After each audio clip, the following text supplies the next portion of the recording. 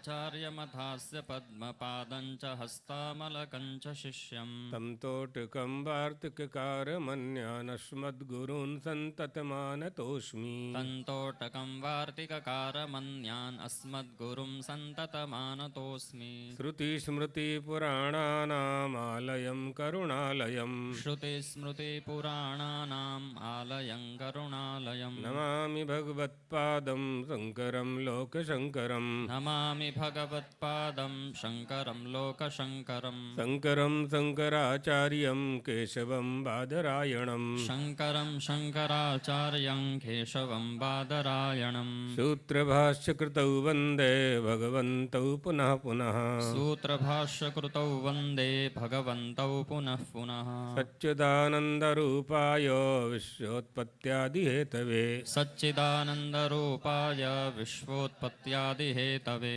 तापत्रयविनाशाय श्रीकृष्णाय वयं नमः तापत्रयविनाशाय श्रीकृष्णाय वयं नमः। ओम श्रीराम जय जय राम श्रीराम जय जय राम श्रीराम जय जय राम श्रीराम जय जय राम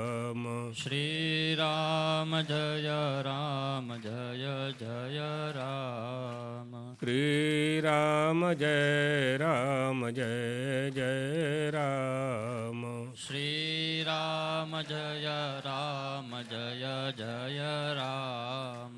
धर्म की जय हो, अधर्म का नाश हो, प्राणियों में सद्भावना हो, विश्व का कल्याण हो, गौ माता की जय हो, जगदम्बा महारानी की जय हो, सद्गुरुदेव भगवान की जय हो। हर हर महादेव।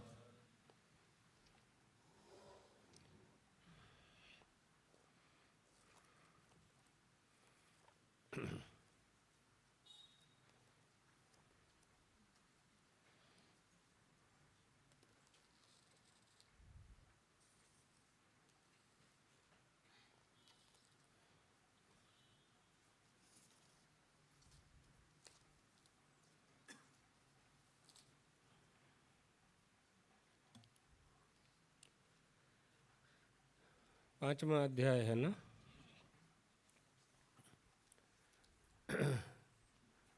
ज्ञान कर्म संन्यास, ज्ञान योग और कर्म योग दो सामने आए हैं। भगवान समझाते हुए अर्जुन को यहाँ तक ले आए। अर्जुन ने तीसरे अध्याय के पहले श्लोक में ही पूछा था कि क्या श्रेष्ठ है वो हमें बताइए। तीसरे अध्याय का पहला श्लोक पढ़ना क्या है? जायसी चेत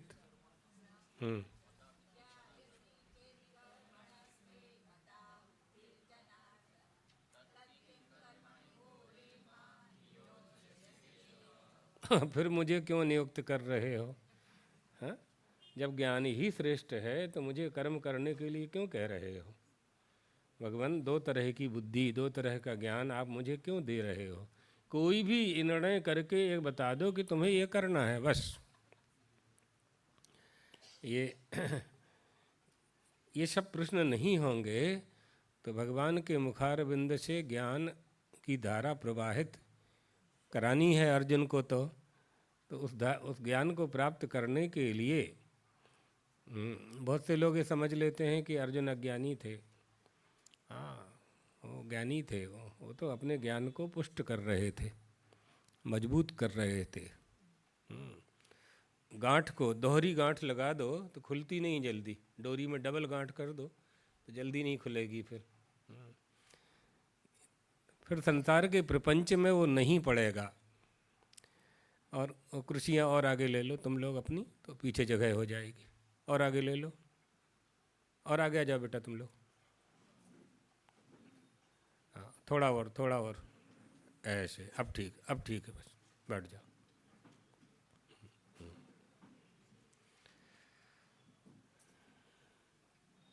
तो ये बात है।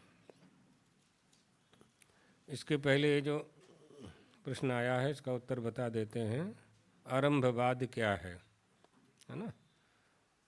आरंभवाद का अर्थ बता देते हैं, फिर गीता प्रारंभ करते हैं।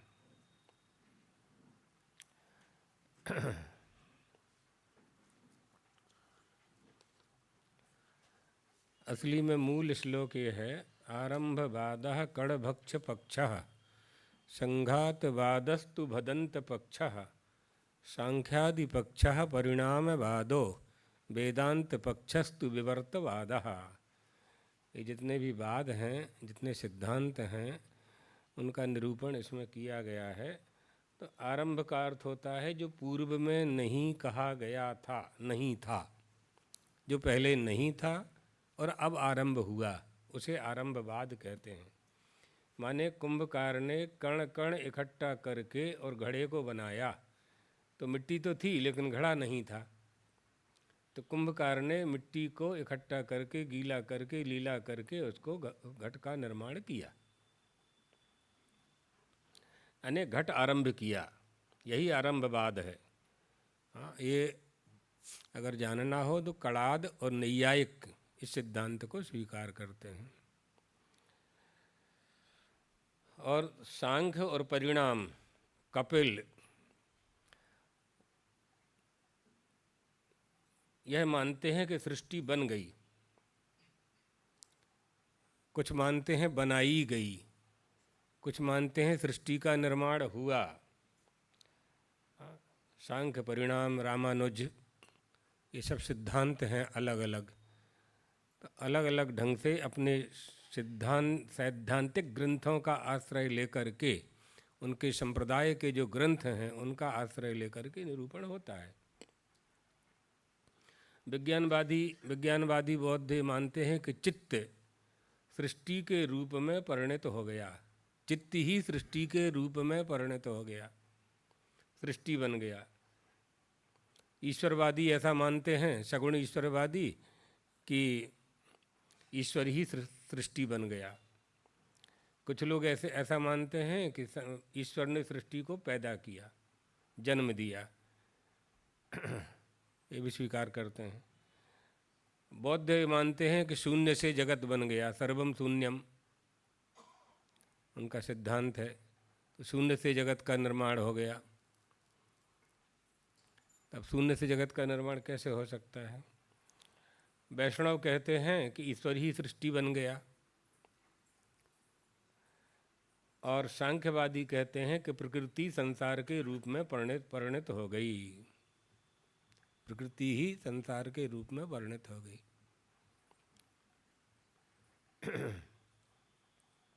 कर्मवादी कहते हैं कि कर्म संस्कार जन्य सृष्टि है, पर वेदांत यह स्वीकार नहीं करता। वेदांत कहता है यह न प्रपंच है, न परिणाम है, न आरंभवाद है, यह तो अभिन्न निमित्तोपादक है, अभिन्न निमित्तोपादान, उसको सृष्टि का अभिन्न निमित्तोपादक मानते हैं। यानी सृष्टि के कोई किसी भी वस्तु को आप बनाएंगे तो उसको बनाने के लिए सामग्री चाहिए ना, कोई ना कोई सामग्री चाहिए, तभी तो निर्माण करेंगे। कुछ भी बनाएंगे, कपड़ा बनाएंगे, आप मकान बनाएंगे, दुकान बनाएंगे। परमात्मा ने भी 84 लाख शरीर बनाए, केवल जो जिनमें चेतना आती है, ऐसे शरीर 84 लाख हैं। मतलब 84 लाख कॉटेज बनाए, घर बनाए, है ना। उसमें उसने अच्छे घर में रहने का विचार किया। तो अच्छा कॉटेज कौन है? मनुष्य का शरीर अच्छा कॉटेज है। आप लोग कहीं जाते हैं घूमने के लिए तो पहले निरीक्षण करते हैं कि कहाँ ठहरेंगे, कहाँ अच्छी व्यवस्था होगी, कहाँ रिसोर्ट अच्छा है, कॉटेज अच्छे हैं, कहाँ की सेवा अच्छी है, सर्विस अच्छी है, सब अन्वेषण करते हैं ना। उसने भी 84 लाख शरीर बनाए और 84 लाख शरीर बना करके विचार किया कि अब हम किस में रहें, इनमें श्रेष्ठ कौन है। तो उन 84 लाख में से उसने मनुष्य को श्रेष्ठ जाना और माना। उसमें निवास करने लगा भगवान। लेकिन जैसे ही ये गर्भ के बाहर आया तो इसने कामादि विकारों को विश्राम दे दिया अपने देह में। काम, क्रोध, लोभ, मोह, मद, मत्सर, ये मकान रूपी शरीर 6 किराएदारों को दे दिया, 6 किराएदारों को दे दिया। अब 6 किराएदार वहाँ बैठ गए अंदर। अब भाड़ुआत तो जल्दी खाली करता न थी। एक बार किराएदार बैठ जाए जिसके घर में, फिर तो श्री राम जय राम जय जय राम करो मुकदमा, खाली करता ही नहीं।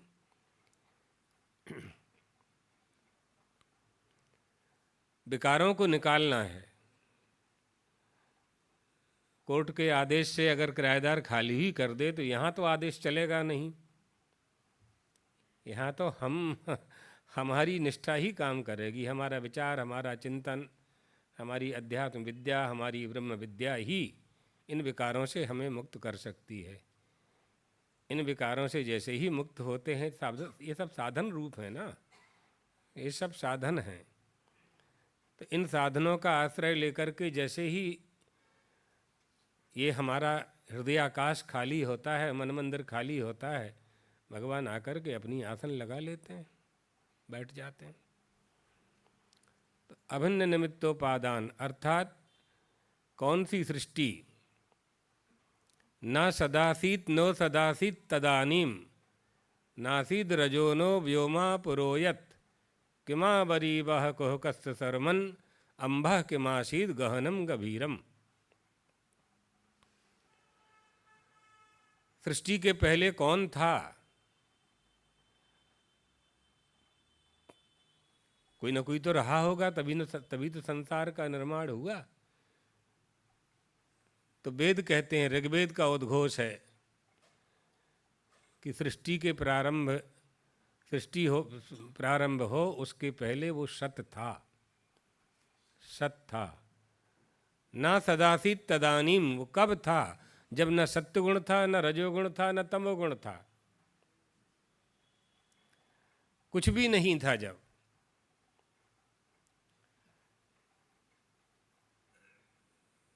न सदासीत तदानीम नासीद रजो, रज यानी परमाणु, परमाणु भी नहीं थे।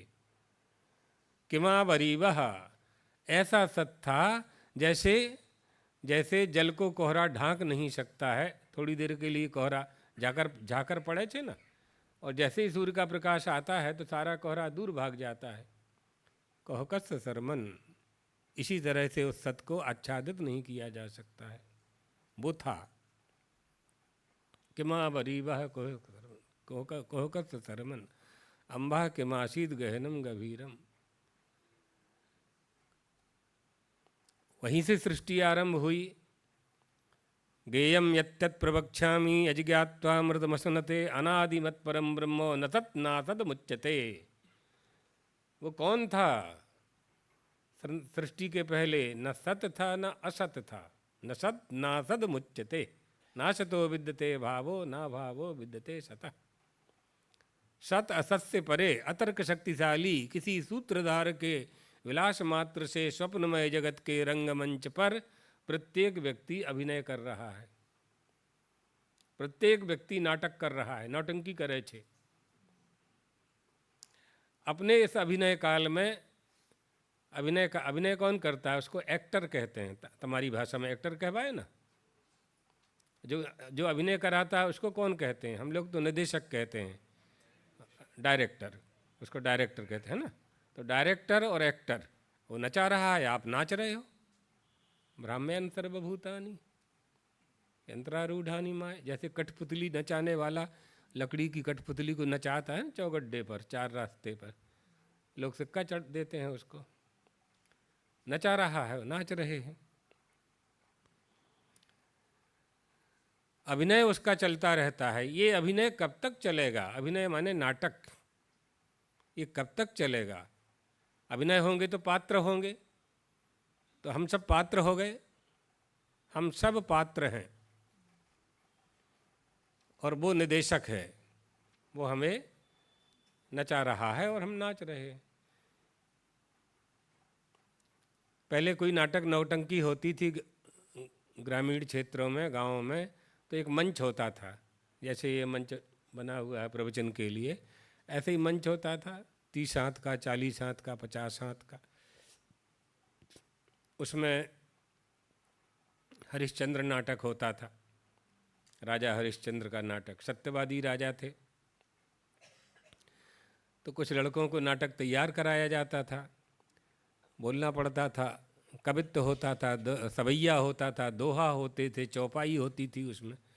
तो कई बार पात्र भूल जाते थे, तो पर्दा के पीछे वो एक पढ़ाने वाला व्यक्ति खड़ा रहता था। तो जैसे ही कोई भूलने लगता था तो वो ऐसा अभिनय करता था, करते करते पर्दा के पीछे पहुंच जाता था, और वहाँ पीछे खड़ा हुआ व्यक्ति धीरे से कान में कह देता था कि इसके बाद है द्रवहुषु दशरथ अजर विहारी, मंगल भवन मंगलहारी। तो बोल दिया, आगे भूल गया बेचारा। अब श्रोता क्या कहेंगे, हल्ला करने लगेंगे, तो धीरे से वो खिसक जाता था और वहाँ पर्दा के पीछे वो बता देता था। उसको निदेशक कहते थे, उसी को डायरेक्टर कहते हैं, सूत्रधार, संस्कृत में उसे सूत्रधार कहते हैं, सूत्रधार। तो एक ऐसा सूत्रधार है जो हम सबको नचा रहा है और हम नाच रहे। ये नृत्य कब तक चलता रहेगा हमारा, और वो कब तक हमको नचाता रहेगा, जब तक हम उसे पकड़ नहीं लेंगे, जब तक उसे प्राप्त नहीं कर लेंगे, तब तक हमारा अभिनय चालू रहेगा। उत्थान पतन जैसे प्रातःकाल पूर्ण कलाधर चंद्रमा जैसे ही अस्त होते हैं, तो भगवान मरीच माली अपनी प्रखर प्रकाश किरण को लेकर के उदित हो जाते हैं। इसी तरह से जीवों के उत्थान पतन का क्रम अनवरत चलता रहता है, अनवरत चलता रहता है। जो इस ईश्वर को जान लेता है, परमात्मा को जान लेता है, वो देश काल वस्तु पर सबसे अपरिच्छिन्न हो जाता है, सबसे ऊपर उठ जाता है। देश काल में जब तक रहेगा भ्रमित होता रहेगा, भ्रमित करते रहेंगे उसे लोग। देश काल से ऊपर उठने के लिए अभिनय, उस अभिनय को समझना पड़ेगा, ईश्वर के अभिनय को समझना पड़ेगा, मनुष्यों के अभिनय को, जीवों के अभिनय को समझना पड़ेगा। भगवान जो करते हैं उसको लीला और चरित्र के नाम से जानते हैं, मनुष्य जो करते हैं उसको कर्म कहते हैं, यही कर्म कर रहा है। कर्म योग अच्छा करता है तो कर्म योग आ जाता है, उसमें जुड़ जाता है कुछ, कर्म योग और ज्ञान योग। तो यहाँ ये बताया कि अभिन्न निमित्तोपादान, वस्तुतः कारण की परिणति कार्य में दिखे पर हो नहीं, है ना। कारण की परिणति कार्य में दिखे और हो नहीं, केवल प्रतीति हो। तो वेदांती क्या मानते हैं, वेदांती मानते हैं विवर्तवाद। हाँ, और आगे ले लो, बस आ रहे हैं स्वामी जी, हाँ बुला लो। इसको कहते हैं विवर्तवाद।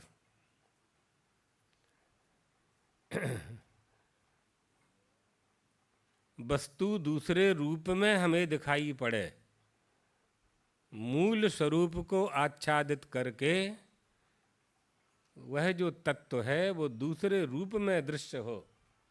आइए, दूसरे रूप में हो, तो वेदांती विवर्तवाद को मानते हैं। बौद्ध ये मानते हैं कि जगत शून्य से बन गया, जगत से, शून्य से ही जगत का निर्माण हो गया, शून्यवादी होते हैं वो लोग। उनके भी 4 भेद हैं, सौत्रांतिक, वैभाषिक, माध्यमिक, योगाचार, ये 4 भेद उनके हो जाते हैं। एक ही सिद्धांत के 4 शिष्य थे उनके, चारों ने अपने अपने ढंग से उनका प्रतिपादन किया और पकड़ लिया। तो मूल जो सिद्धांत है वो उनका शून्यवाद, सर्वम क्षणिकम सर्वम दुखम आदि आदि है। हाँ, तो वैष्णव ये मानते हैं कि ईश्वर ही सृष्टि बन गया है, और सांख्यवादी मानते हैं कि सृष्टि का जो मूल है वो प्रकृति है, ऐसा मानते हैं। कर्मवादी कहते हैं कि कर्म संस्कार जन्य सृष्टि है, पर वेदांत इन सबको स्वीकार नहीं करता है। वेदांत कहता है कि ना तो ये परिणाम, ये प्रपंच न परिणाम है और न आरंभ है, ये विवर्त है। विवर्त वस्तुतः कारण की परिणति कार्य में दिखे पर कारण दिखाई न पड़ता हो, केवल प्रतीति होती हो, है ना। सतत्ततोन्यथा प्रथा विकार इत्युदाहृता अतत्ततोन्यथा प्रथा विवर्त इत्युदाहृता उदाहृता, ये विवर्त है ना। दिखाई देने वाला जगत जो सत्य नहीं है वो सत्य सा दिखाई पड़ता है।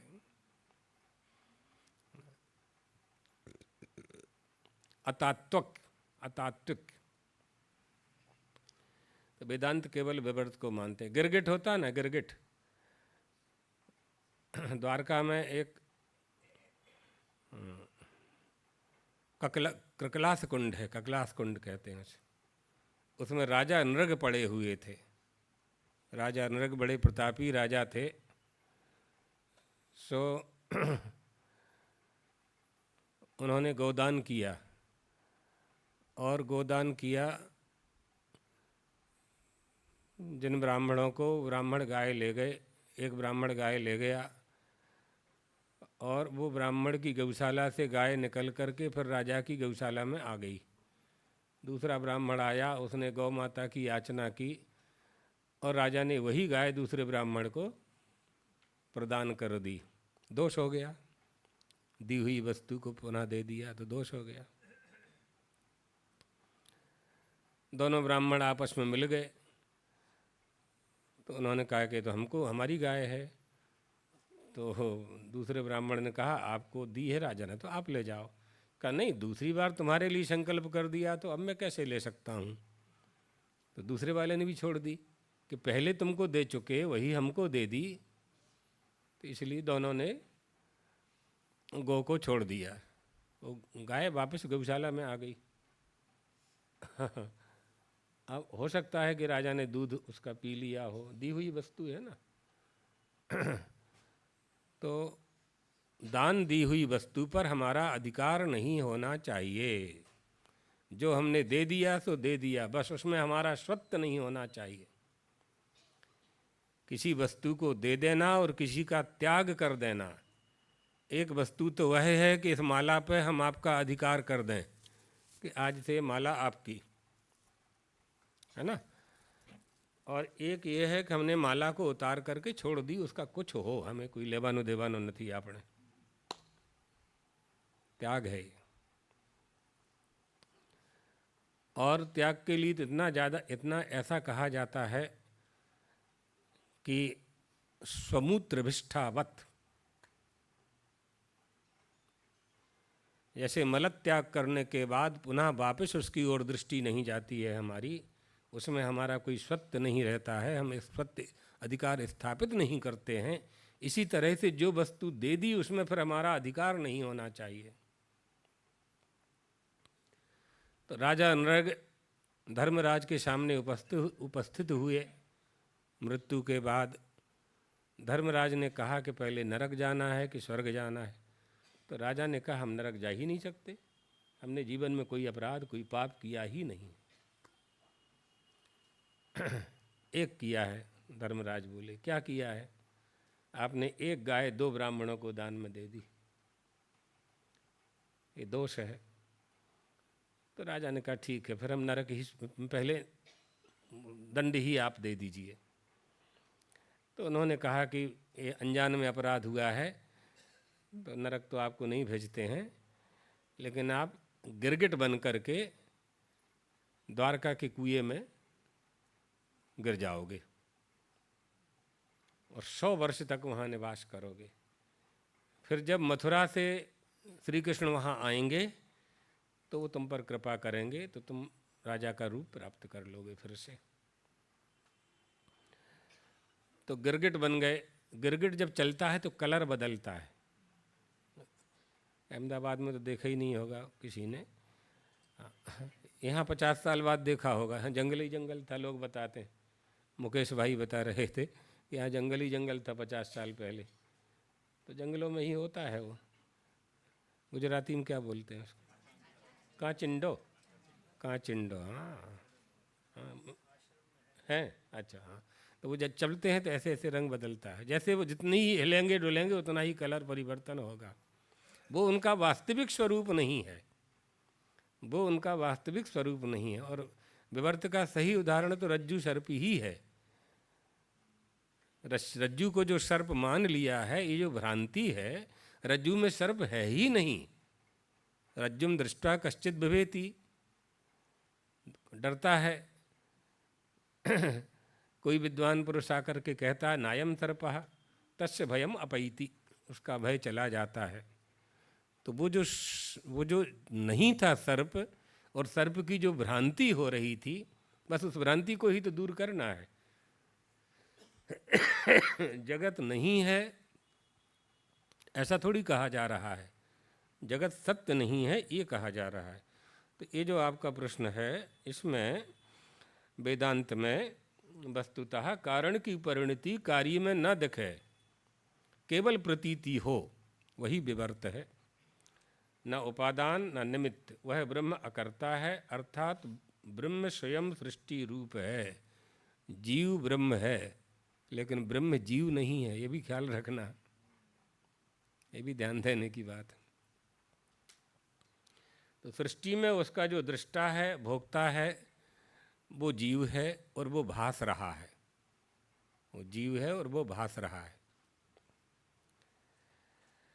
विपरीतम वर्तते, यही विवर्त है। जीव ब्रह्मैक्य ज्ञान ना हो तो दीन बने रहें।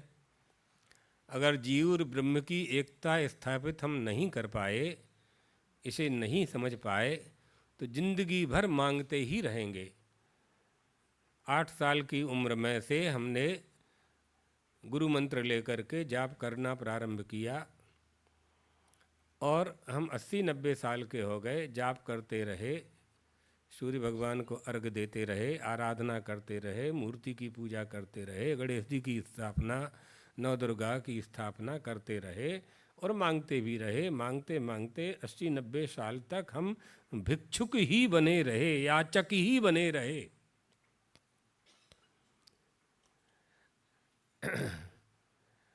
ये कह सकते हैं अपने पक्ष में कि भगवान से नहीं मांगेंगे तो किससे मांगेंगे, तो बहुत अच्छी बात है, इसमें कोई दोष नहीं है। पुत्र पिता से ही तो मांगेगा, तो मांगना चाहिए, ठीक है। लेकिन ऊपर भी तो विचार करना है, ऊपर भी हमें विचार करना है कि पिता ने जो शरीर दिया है हमें, माता पिता ने जो शरीर दिया है, तो क्या हमें वही करना है जो हमारे माता पिता ने किया है? कि माता पिता के उद्धार के लिए, हमारे परमार्थ के लिए, अध्यात्म विद्या को सुरक्षित रखने के लिए, वेद वेदांत को सुरक्षित रखने के लिए, उपनिषदों के वाक्य को सत्य करने के लिए, इससे ऊपर भी कुछ करना है।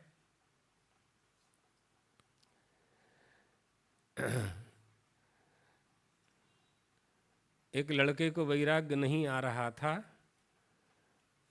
तो गुरुजी उसको समझा रहे थे। 4 भाई थे, तो 4 भाई हैं, तुम तो महात्मा बन जाओ। तो जब नहीं माना वो, बहुत देर तक प्रसंग चला हो, हम वहीं बैठे थे, गुरुजी के पास कुछ लिख रहे थे, गुरुजी उसको समझा रहे थे। हमें अभी तक याद है वो बात गुरुजी की, बनारस की बात है। गुरुजी ने कहा कि देखो तुम विवाह कर लोगे, विवाह करना कोई दोष नहीं है, करना ही चाहिए, लेकिन तुम्हारे 3 भाई विवाह कर चुके हैं, तुम भी विवाह कर लोगे। तुम यह भी देखो गृहस्थाश्रम के साथ कि तुम्हारे पिताजी ने विवाह किया अपनी तुम्हारी माँ से, तो तुम्हारे माता पिता विवाह के बाद पूरे जिंदगी भर क्या कर रहे हैं? वही तुम करोगे। तुम चारों को पाल रहे हैं, तुम्हारा मलमूत्र फेंक रहे हैं, तुम्हारे कपड़े बदल रहे हैं, तुमको स्कूल ले जा रहे हैं, तुमको धंधे में लगाने के लिए प्रयास कर रहे हैं, तुमको नौकरी में लगाने का प्रयास कर रहे हैं, फिर तुम्हारे विवाह की तैयारी कर रहे हैं, उसके बाद फिर तुम्हारे बच्चे होंगे तो उनको कंधे पे चढ़ाएंगे। यही सब गुरुजी समझा रहे हमको अभी तक याद है ना। विचार की बात भी है। वैराग्य आने लाने के लिए, अगर जिनको वैराग्य की ओर प्रवेश करना है उनके लिए चिंतन का विषय है ये। इसमें गृहस्थाश्रम का निषेध नहीं है, ऐसा मत समझ लेना, क्योंकि सभी तो गृहस्थाश्रम से ही आते हैं। लेकिन ये चिंतन का विषय है वैराग्य लाने के लिए कि जो हमारे माता पिता ने हमारे लिए किया है, कर रहे हैं, अपना जीवन ही खपा दिया है उन्होंने, पूरा जीवन लगा देता है माता पिता अपनी संतान के लिए, हम भी यही करेंगे। तो कभी ऐसा देख करके भी वैराग्य आ जाता है, ऐसा है। तो आइए, हाँ, मतलब क्या निकला, सृष्टि में उसका दृष्टा और भोक्ता, सृष्टि में उसका दृष्टा और उसका भोक्ता,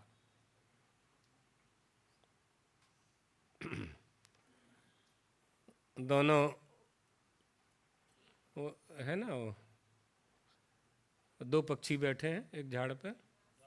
द्वासुपर्णा सयोजा सखाया समानम वृक्षम परिशस्व जाते तयोरन्यः पिप्पलम स्वादत्ति अनसनन्यो अभिचाकशीति। दो पक्षी बैठे हैं, एक वृक्ष पर हैं दो पक्षी, सरल कर देते हैं, एक वृक्ष पर हैं दो पक्षी, एक भोगे एक रहे अलक्षी। एक भोगता है, एक भोगने वाले को देखता है, बस साक्षी बना हुआ है, इना दृष्टा छे, बस बीजा कुछ नहीं। एक भोग रहा है, जो भोग रहा है वो जीव है, उसमें जीवत्व तो आ गया है, संसारी हो गया है। जो साक्षी बना हुआ है वो ईश्वर है। तो इसलिए एक दृष्टा और एक भोक्ता भास रहा है। जीव ब्रह्म का ज्ञान ना हो तो हम दीन बने रहेंगे। अब वेदांत क्या कहता है, ये बात क्यों सुनाई, विवाह वाली बात क्यों आई? वेदांत कहता है कि जिंदगी भर दीन ही बने रहोगे क्या, मांगते रहोगे और देते रहोगे। ये मनुष्य का शरीर तुम्हें क्यों प्राप्त हुआ है इसका पता तो कर लेते पहले। कोई वस्तु आपके घर में लाई गई है, आई है, दी गई है, प्राप्त हुई है, तो उसका उपयोग आपको मालूम है ना, तो उसके अनुसार आप उसका उपयोग करते हैं। तो ये मनुष्य का शरीर क्यों मिला है, पशु क्यों नहीं बने हैं हम, क्या कारण है? तो उस कारण को खोजना चाहिए, खोज करके प्राप्त करना चाहिए, उसके अनुसार चलना चाहिए। तो वेदांत कहता है दीन मत बनो, दीन मत बनो। क्यों? क्योंकि तुम जिससे मांग रहे हो वो तुम ही हो। तत्त्वमसि श्वेत केतो, 9 बार कहा, 9 बार कहा, तत्त्वमसि श्वेत केतो, वह तुम ही हो, बस। फिर कहाँ मांगेंगे? राजा कभी मांगता है क्या? ईश्वर कभी मांगने आया क्या? आप भले ही पत्रम पुष्पम फलम तोयम, अभी स्वामी जी ने रुद्राभिषेक किया तो महादेव ने तो नहीं कहा, स्वामी जी के अंतःकरण में प्रेरणा हुई, अब इन्हें कुछ नहीं चाहिए, सर्वत्र सब कुछ प्राप्त है, रुद्राभिषेक किया। हमारे जो भक्त हैं, हमारे जो फॉलोअर हैं, वो देखेंगे, करेंगे, हमें भी पुण्यजनकता हमें प्राप्त होगी, और हमारे जो भक्त हैं उनमें एक शिक्षा जाएगी कि हमें अभिषेक कर, हमारे जब गुरुजी कर रहे हैं, स्वामी जी कर रहे हैं, इस आश्रम के अध्यक्ष कर रहे हैं, तो ट्रस्टियों के मन में भी आएगा, ट्रस्टियों के परिवार वालों के मन में भी आएगा, लोग जो जुड़े हुए हैं उनके मन में भी आएगा कि हमें अभिषेक करना चाहिए। यही बात है, किसके लिए हम क्या करते हैं, क्या कर रहे हैं, है ना। तो ये द्वैत की प्रतीति, द्वैत की जो प्रतीति है गौड़पादाचार्य जी महाराज कह रहे हैं अनादि अविद्या से कल्पित है, संकल्पित है, बस इसी को निकालना है। वेदांत का प्रश्न था, इसलिए वेदांत के अनुसार समझाया। भक्ति वाले भक्ति करें, योग वाले योग करें, सांख्य वाले सांख्य में जाएं, जहाँ जिसकी निष्ठा श्रद्धा है वो करें। प्राप्ति तो चौगड्डा पे जा रहे हैं तो 4 रास्ते होते हैं ऐसे, पूरब पश्चिम उत्तर दक्षिण, और चारों तरफ से 100 लोग जा रहे हैं। सबकी पीठ अलग अलग है चारों रास्ते की, पूरब पश्चिम उत्तर दक्षिण की, लेकिन चारों का चेहरा चौगड्ढे की तरफ है, 4 रास्ते की तरफ है। 4 रास्ते में जो घोड़ा बना हुआ है, घोड़ा चौक, वहाँ जाना है ना। राजकोट में है एक, राजकोट में है घोड़ा, ऐसा कुछ है, रेस कोर्स बड़ौदा में है, काला घोड़ा, काला घोड़ा, सही सही, काला घोड़ा। तो चौगड्डे के चारों रास्ते में से जाने वाले लोगों का जो मुख है वो घोड़ा चौक की ओर ही है। चारों रास्ता में बोर्ड लगा है, एक में लिखा है ऋग्वेद और एरो बना है, एक में लिखा है सामवेद चिन्ह बना हुआ, इस तरफ जाओ, एक में लिखा है अथर्ववेद, एक में लिखा है सामवेद यजुर्वेद। कहाँ जाओगे? मार्ग पर, सन्मार्ग पर चलना है हमें। सन्मार्ग पर चलने के लिए सब उपाय किए गए हैं। तदाराधने नेक मार्गान विचित्रान विधायाथ मार्गेण केनापि अंतम नदी वारी सिंदुर यथा स्वीकरोति प्रदायस्वात्मम प्रदायस्व भावम न स्वात्मी करोसी। आत्मा को ही प्राप्त होंगे सब, सारी नदियाँ समुद्र को ही प्राप्त होंगी। यथा नद्य चंदमाने समुद्रे तम गच्छन्ति नाम रूपे विहाय। कहाँ जाएगा? समुद्र को ही प्राप्त करेगा, जल राशि को ही प्राप्त करेगा। यावा अनर्थ उदपाने, कहाँ जाएंगे आप? उसी को प्राप्त करेंगे। चारों तरफ से संपूर्ण जलाशय को प्राप्त करने के बाद फिर कुछ प्राप्त नहीं कर। फिर वो नदियाँ समुद्र को पाकर के नदी नहीं होना चाहती, उनका तो नाम रूप ही विलीन हो गया। नाम रूपे विहाय, नाम रूप ही उनका विलीन हो गया। जाऊं कहाँ जगत में तेरे, सिवा न शरणद है कोई, भटका परख चुका सबको कछु, मिला न अपनी पत खोई। पत माने मार्ग, मिला न अपनी पत खोई, नहीं दिखाई पड़ा कुछ नहीं, कहाँ जाऊं? अब तो नहीं दिखता मुझको तेरे सिवा सहारा और, जल जहाज का पंछी जैसे पाता नहीं दूसरा ठौर।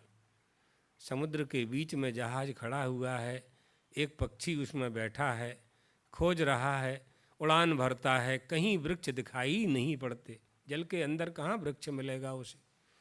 उन जहाज में आवे रे, फिर लौट करके उसी जहाज में जाता है, फिर उसी में जाता है। जहाँ भी हम जो कुछ भी करेंगे हम उसी को प्राप्त करेंगे, तत्व को ही प्राप्त करेंगे, तत्व को ही प्राप्त करना चाहिए। यही प्रयास हमें करते रहना चाहिए। इसके लिए ज्ञान होना चाहिए, और ज्ञान जो होता है उसका निर्माण आपको करना नहीं है, क्योंकि वो वस्तु तंत्र है ना, उसका निर्माण नहीं करना। ईश्वर का निर्माण नहीं करना है आपको, महादेव का निर्माण नहीं करना है, उनकी आराधना करनी है आपको, जगदम्बा का निर्माण नहीं करना है। वस्तु तंत्र है, आप करें आराधना न करें ये पुरुष तंत्र है। इसलिए क्या करना है क्या नहीं करना है, अप्राप्ति के बाद अज्ञान को दूर करना चाहिए। तो ये भक्ति, ज्ञान, योग, सांख्य और परिणाम, ये सब जितने भी हैं ये सब पुरुषाधीन हैं। भक्ति से भगवान को प्राप्त करना है तो भक्ति करो, कहाँ मना है, लेकिन वो भक्ति आपके अधीन है। किसकी करो ये आपको तय करना है। अंबाजी की करना है, आशापुरा की करना है, अष्टलक्ष्मी की करनी है, कि गणेश जी सिद्धि विनायक में करना है, कि दूसरे गणेश जी हैं उनकी करना, ये सब आपके ऊपर है, सब पुरुष के अधीन है। इन बातों को भी समझना चाहिए। तो ये बात पूरी हो गई। अब यहाँ बीच में एक प्रसंग है, प्रश्न नहीं है लेकिन इसमें है इसलिए हम बता देते हैं। एक विधि होती है, एक विधि छाया होती है। तो बहुत से लोग ये प्रश्न करते हैं कि श्रोतव्यो मंतव्यो न दिध्यासितव्यो, ये कहा है कि उसका श्रवण करना चाहिए आत्मा का, और मनन करना चाहिए, प्राप्त करना चाहिए। तो इसमें पूर्व पक्षी ये कहते हैं कि आत्मा को प्राप्त करने का प्रयास करना चाहिए। तव्य तव्य अनियर प्रत्यय लगे हुए हैं, इसलिए करणीयम प्राप्तव्यम, प्राप्त करना चाहिए, है ना। हाँ, ये सूत्र भी है इसका। हाँ, तो यहाँ ये विधि छाया है, श्रोतव्यः, श्रोतव्यः यानी श्रवण करना चाहिए, ये साध्य है ना, ये साध्य है। और द्रष्टव्यः, देखना चाहिए, ये साध्य है। और श्रोतव्यः ये साधन है, साध्य रूप में और साधन रूप में इसे ले सकते हैं। तो ये विधि छाया है, पूरा निर्देश नहीं है। इसलिए वेदों में जो आत्मा का निरूपण किया गया है, उसे प्राप्त करने का प्रयास करने का कोई उपदेश नहीं है, वो तो प्राप्त ही है, क्योंकि अप्राप्त की प्राप्ति होती है। विधिरत्यंतम अप्राप्तौ नीमा पाक्षके सति, मीमांसा में जाएंगे तो अप्राप्त की प्राप्ति करेंगे, प्राप्त की प्राप्ति नहीं करना है। और आत्म तत्व जो है वो हमें प्राप्त है, इसलिए प्राप्त करने की आवश्यकता नहीं है।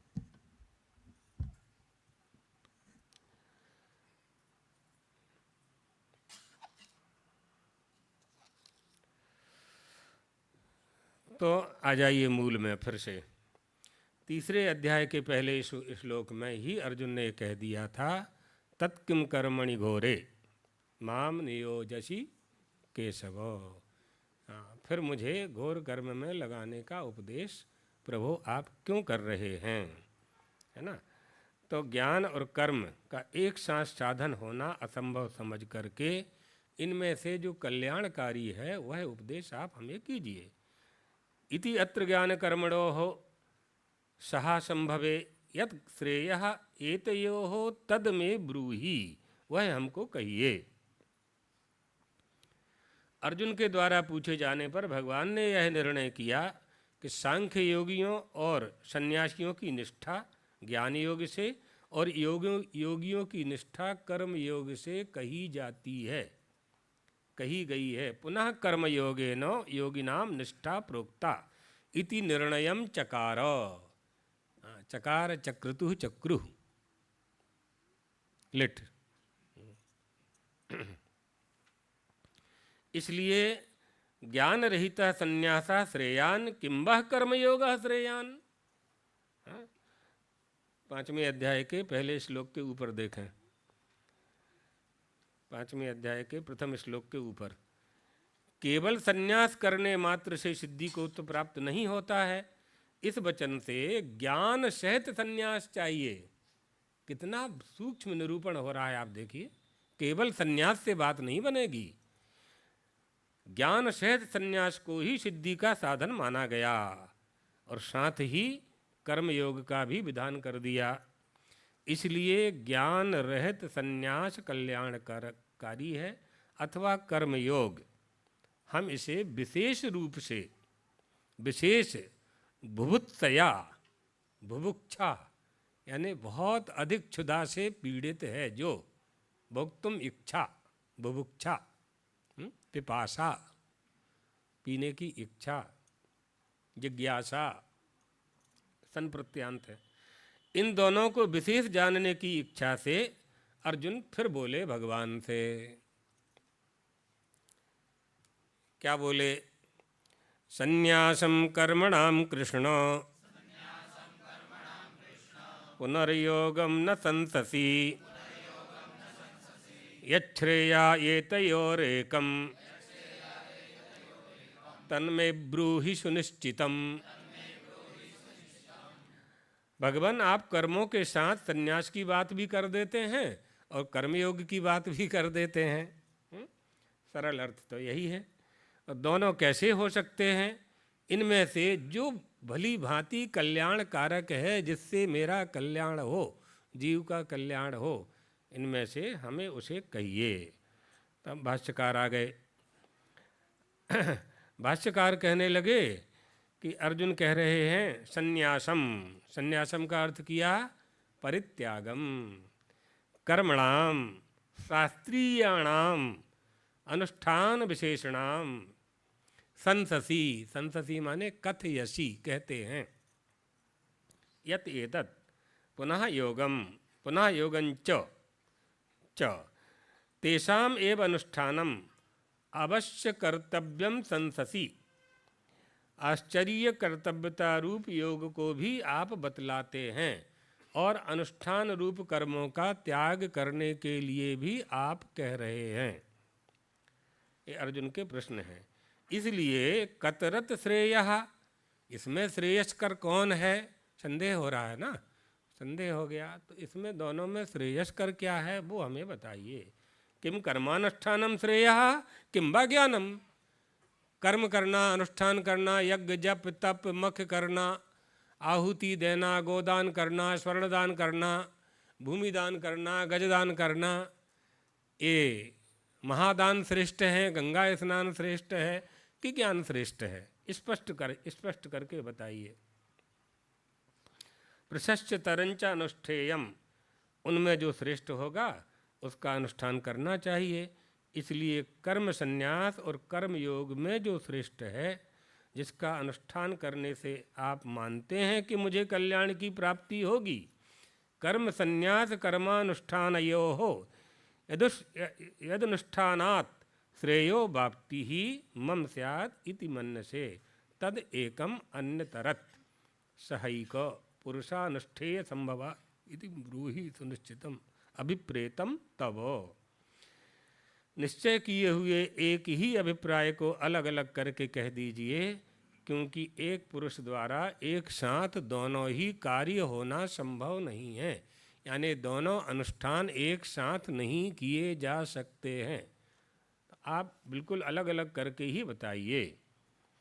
तब स्व अभिप्राय आचक्षाणाः, अर्जुन के प्रश्न का निर्णय करने के लिए निर्णयाय अपना अभिप्राय व्यक्त भगवान करते हैं। क्या अभिप्राय व्यक्त करते हैं भगवान? संन्यासः कर्मयोगश्च निःश्रेयसकरा बुभौ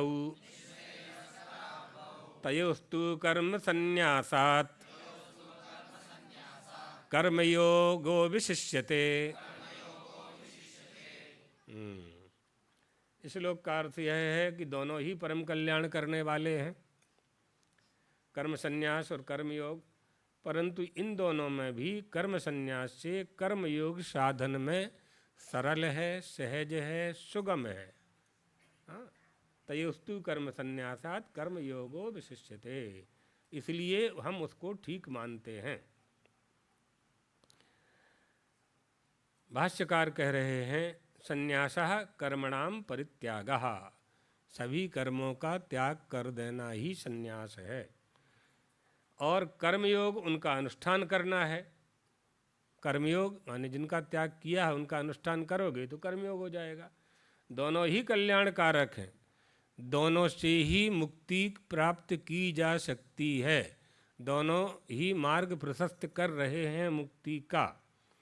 यद्यपि ज्ञान की उत्पत्ति में हेतु होने से ज्ञानोत्पत्ति हेतुत्वेन उभौ यद्यपि निःश्रेयस करौ, दोनों ही कल्याणकारी हैं, तथापि तयोः उन दोनों में, कल्याण के दोनों कारणों में ज्ञान रहित केवल संन्यास की अपेक्षा, अच्छे से समझना, ज्ञान रहित केवल संन्यास की अपेक्षा से कर्म योग श्रेष्ठ है।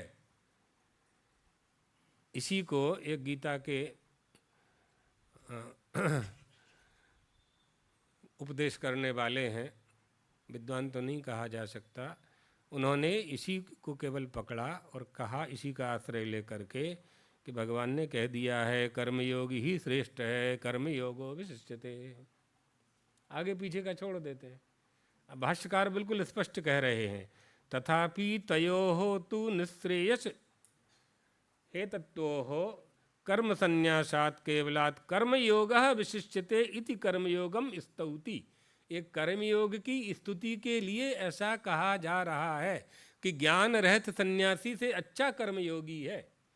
तो ज्ञान रहित सन्यासी को छोड़ दिया व्याख्याकार ने, और यह पकड़ लिया कि कर्मयोगी ही श्रेष्ठ है। कर्मयोग का क्या शास्त्रीयता कहाँ है? हमारी जो क्रिया है, हमारा जो कर्म है, उसका जो विधान है, उस विधान का आदेश कहाँ से प्राप्त हो रहा है? गीता को प्रामाणिक ग्रंथ क्यों माना जाता है? गीता को प्रस्थानत्रयी में क्यों शामिल किया गया है? क्योंकि वो शास्त्रोक्त है, प्रभु की भी वाणी है और शास्त्रोक्त भी है। भगवान ने अर्जुन को उपदेश में जो वेद विहित उपदेश था वही दिया, वही कहा, इसलिए सर्वमान्य ग्रंथ है। अर्थात भगवान कर्मयोग की स्तुति भी यहाँ कर रहे हैं। और केवलात् कर्मयोगः कर्म संन्यासात् विशिष्यते, ज्ञान रहित संन्यास की अपेक्षा कर्मयोग श्रेष्ठ माना गया है। कस्मात्, कस्मात् माने कैसे, कर्मयोग कैसे श्रेष्ठ कहा जा सकता है? तो इस पर भगवान कहते हैं, गेयः सा नित्य सन्यासी यो न द्वेष्टि न कांक्षति निर्द्वंदो हि महाबाहो सुखम बंधात् प्रमुच्यते। इस श्लोक के नीचे देखो, काली स्याही में लिखा है, महाबाहो यह न द्वेष्टि न कांक्षति सा नित्य सन्यासी गेयः।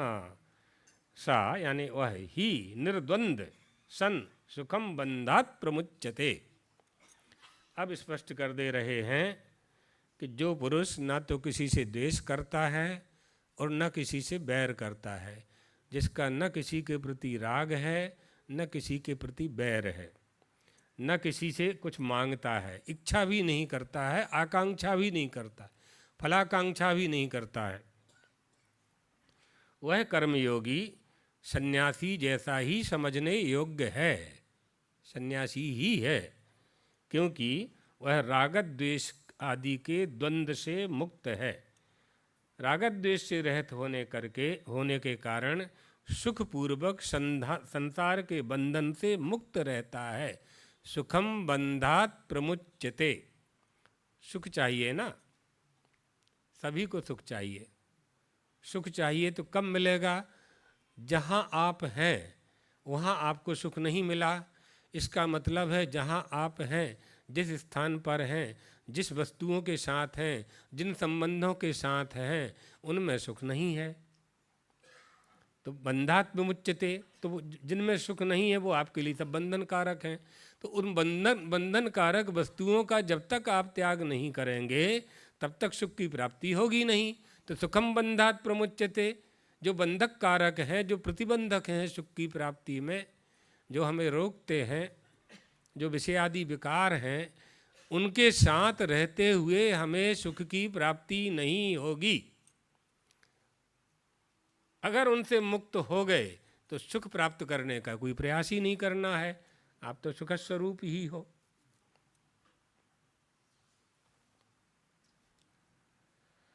इसलिए रागत द्वेषादि द्वंद्वों से रहित पुरुष सुखपूर्वक संसार से मुक्त हो जाता है। रागत द्वेष, ये राग और द्वेष दो हैं। ये मनुष्य राग करता है और द्वेष करता है, प्रेम करता है, बैर करता है, आसक्ति वाला होता है, अनासक्त होता है। दो ही काम करता है, या तो किसी से प्रेम करेगा या किसी से बैर करेगा। जो बैर भी नहीं करेगा और राग भी नहीं करेगा वो तो महात्मा हो जाएगा, पंडित हो जाएगा, समदर्शी हो जाएगा, योगी हो जाएगा, धीरे धीरे देवत्व आ जाएगा, ईश्वर भी हो सकता है। ईश्वर भी हो सकता है। ईश्वर तो है ही, ईश्वर ना होने का जो हो गया ना, ईश्वर ना होने का जो अज्ञान है, बस उसी को दूर करने के लिए इतना सब सुनाया जा रहा है। सुख, सुखम बंधात प्रमुच्यते, बड़ा चतुर्थ पाद बड़ा दिव्य है ये। हाँ। सुख स्वरूप अपने स्वरूप को जानने के लिए सुख में जितने भी बंधन हैं उनसे उनसे आप अपने को मुक्त कर लीजिए बस। आब्रह्मस्तंभ पर्यंतैः सर्व प्राणिभिः सर्व प्रकारस्यापि दुःखम स्वरसत एव एवं जहासि तत्वात् तन्निवृत्त्यर्थम प्रवृत्तिरस्ति स्वरसत एव आत्मनः किम निमित्तम दुःखम। चींटी से लेकर के हाथी तक, ब्रह्मा से लेकर जीव तक सुख प्राप्ति का सभी उपाय करते हैं, सभी उपाय करते हैं।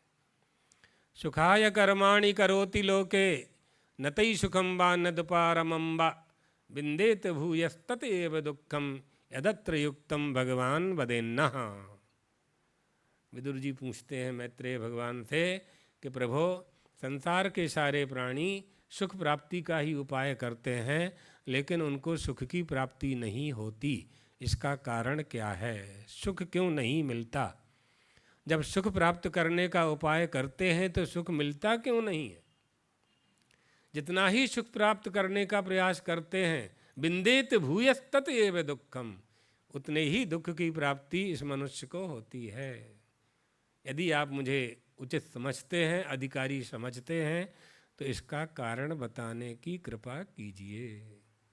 तब मैत्रेय भगवान ने कहा, सोहम नृणाम चुल्ल सुखाय दुःखम महद्गतानां विरमाय तस्य प्रवर्तये भागवतं पुराणं यदा है साक्षात् भगवान ऋषिभ्यः। ये मनुष्य छोटे छोटे से सुख पाने के लिए बड़े बड़े प्रयास करता है, बड़ी कोशिश करता है, दीनहीन होता है, मजदूरी करता है, नौकरी करता है, जो नहीं करना चाहिए वो करता है, निंदनीय अनंदनीय काम करता है। जनस्य कृष्णाद् विमुखस्य तस्य अधर्मशीलस्य सदुःखितस्य।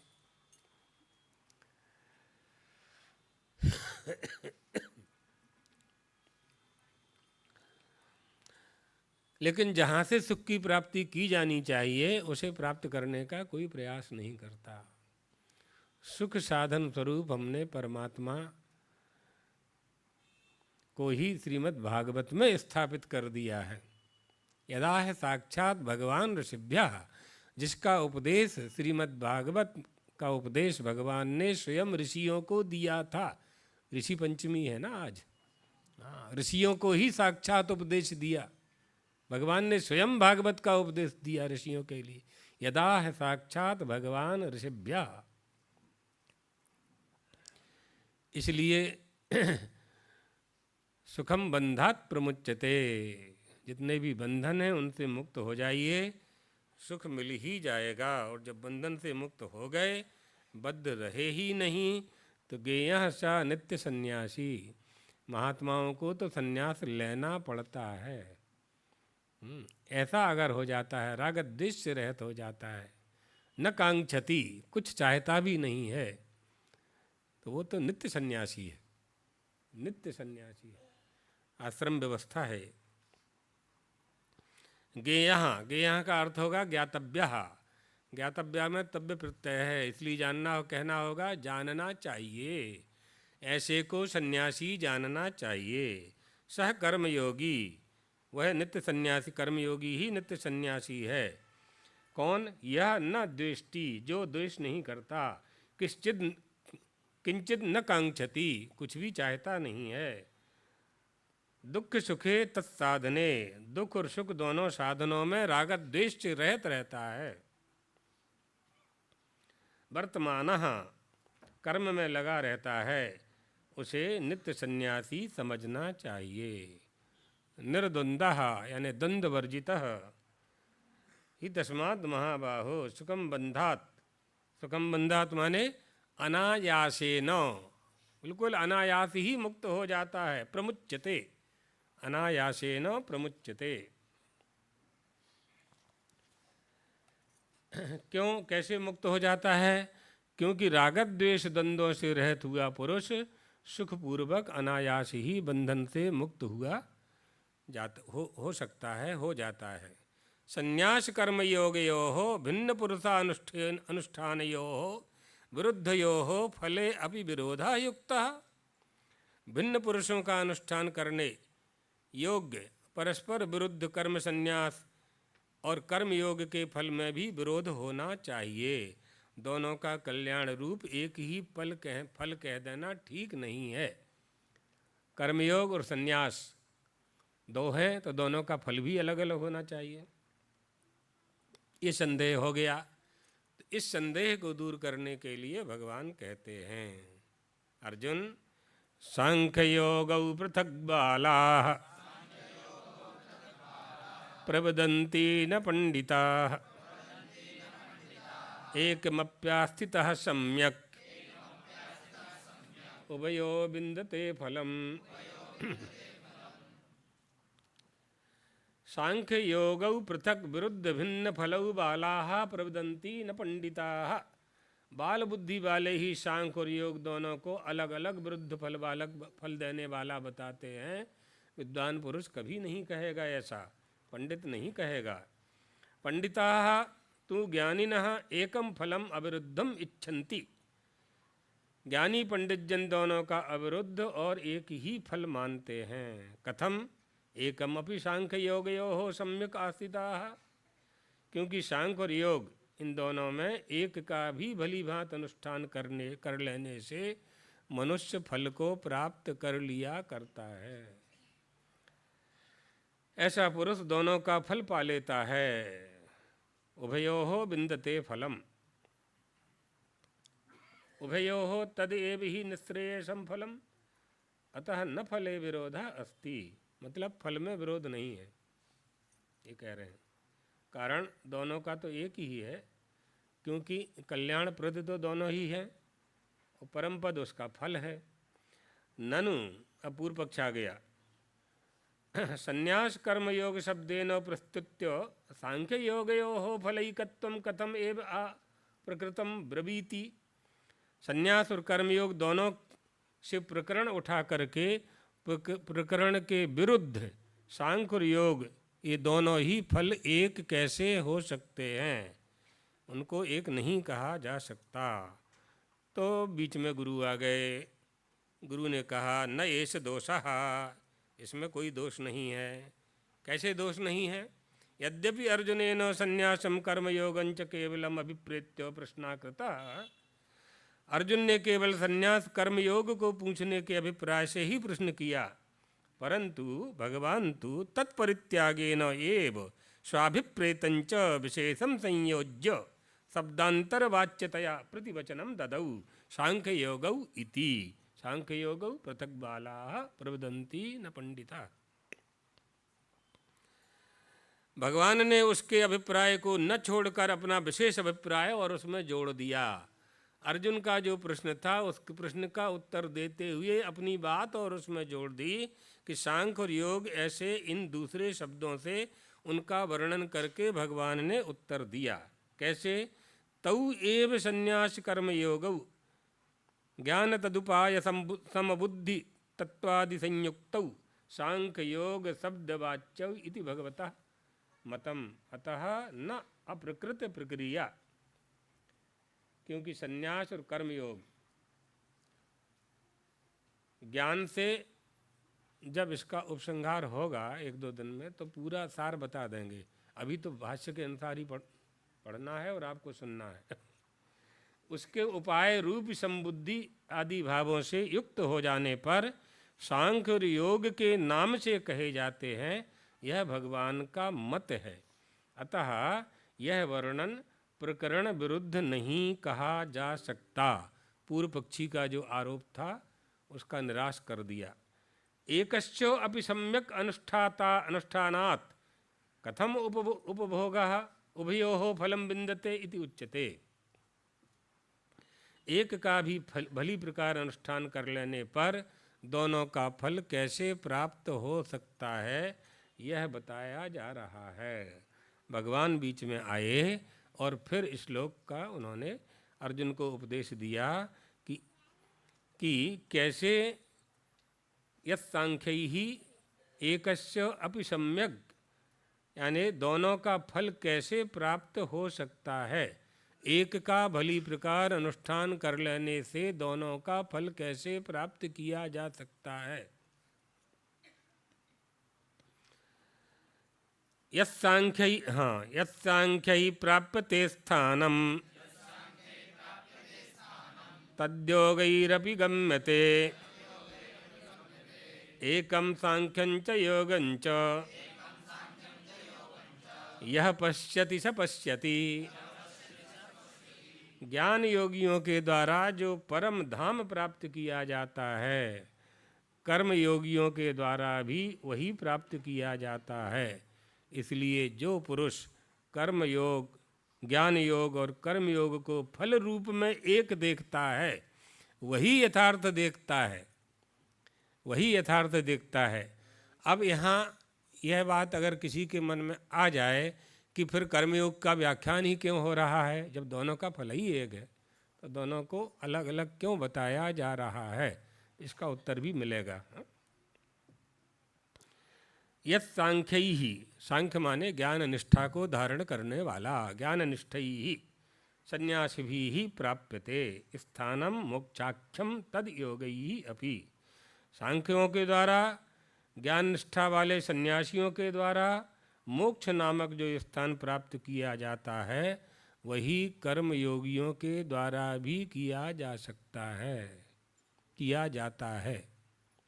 अब समझना होगा कि कर्म योग क्या है, कर्म योग, कर्म क्या है और कर्म योग क्या है। जो लगातार पढ़ रहे होंगे वो समझ रहे होंगे, जो केवल आज ही आए हैं उनकी जल्दी समझ में नहीं आएगा, क्योंकि स्पष्ट हो गया है कि कर्म किसे कहते हैं, इसको जानना है। कर्मणः अपि बोद्धव्यम, बोद्धव्यं च विकर्मणः, ये सब पढ़ चुके हैं। जो पुरुष अपने कर्मों का फल न चाहे कर, आ गया ना, कर्म भी कर रहा है और कर्म का फल चाहने की इच्छा भी उसके मन में नहीं है, हो गया ना सन्यासी।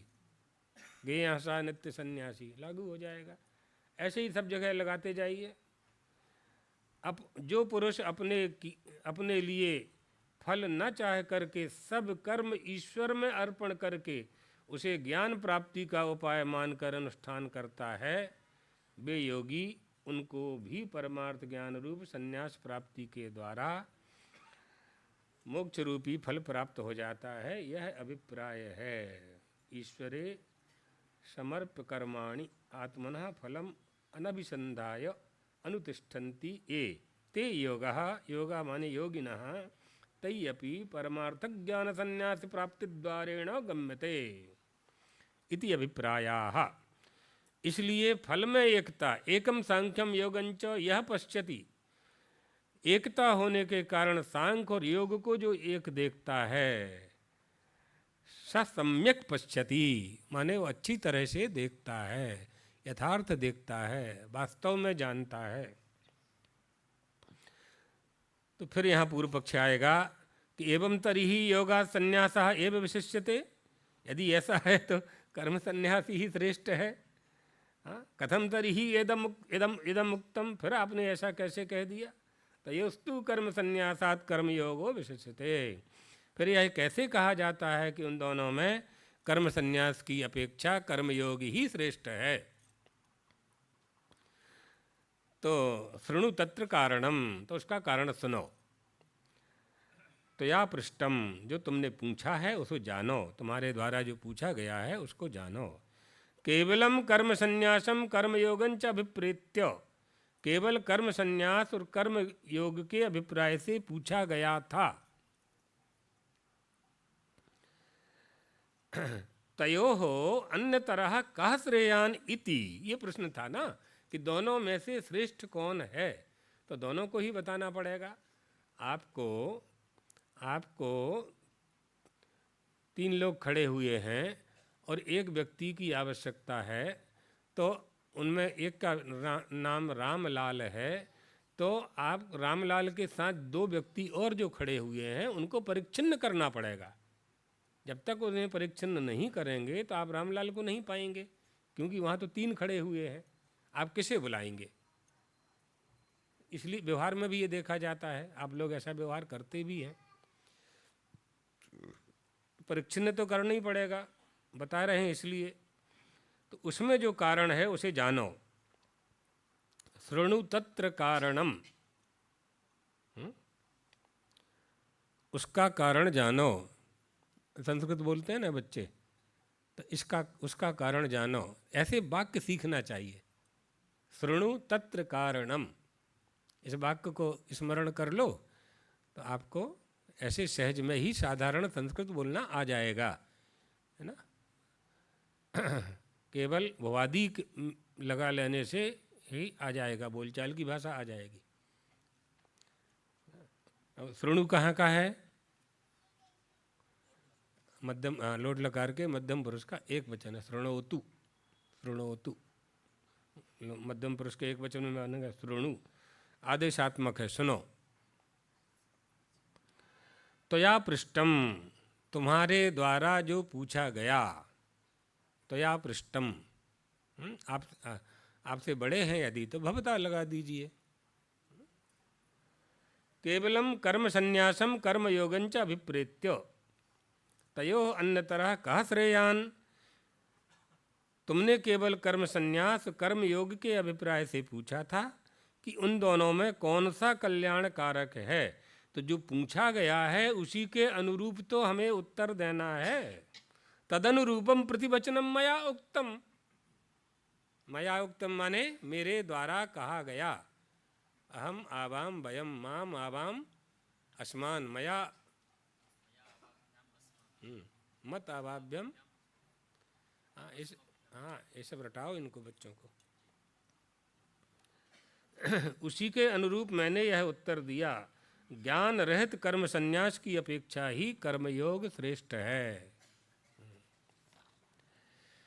ज्ञानापेक्षा तो संन्यासा सांख्यम, क्योंकि ज्ञान सहित संन्यास तो मैं सांख्य मानता हूँ और वह परमार्थ योगी है। परमार्थ योगा चासा एव इति मया अभिप्रेतः, ऐसा ही मुझे स्वीकार है। यह तो कर्मयोगाः वैदिकाः सा च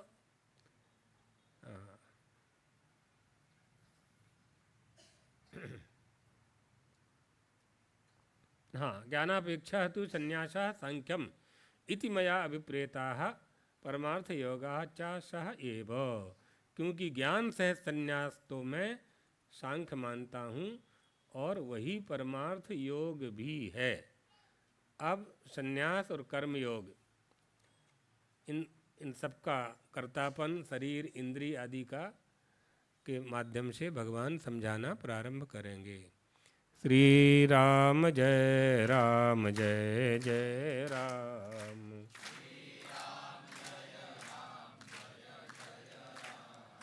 श्री राम जय राम जय जय राम।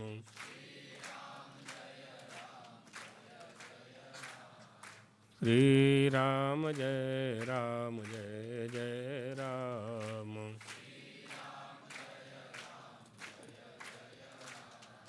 श्री राम जय राम जय जय राम।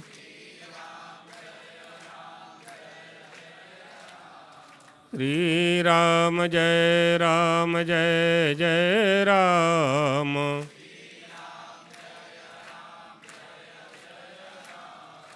श्री राम जय राम जय जय राम।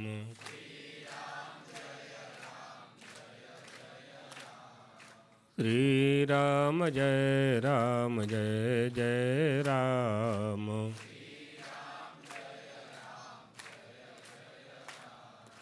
श्री राम जय राम जय जय राम।